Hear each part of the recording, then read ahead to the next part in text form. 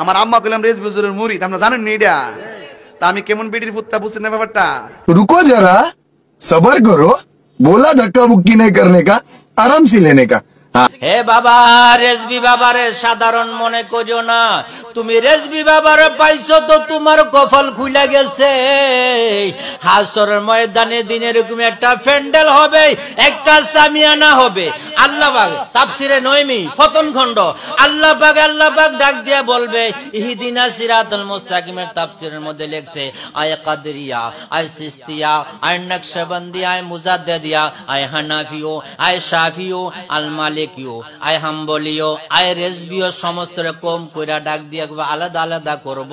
আমার রেজবি বাবার দলটারে যখন ডাক দিব, তোমারে আমারে ডাক দিয়ে কইব আয় রে আয় মুস্তাফা রেজবি, তুই আমার সামিয়ানা তলে আয়।